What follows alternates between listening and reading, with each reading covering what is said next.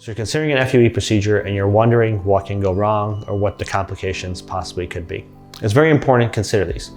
I will start out by telling you that FUE is a very reliable procedure and the complications are very low. However, they can still happen.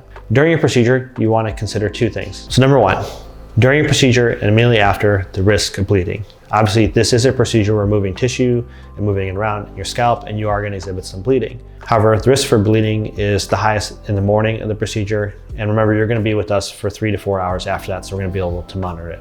After your procedure, we worry about infections. Luckily, the scalp has a very good blood supply that allows it to ward off infections.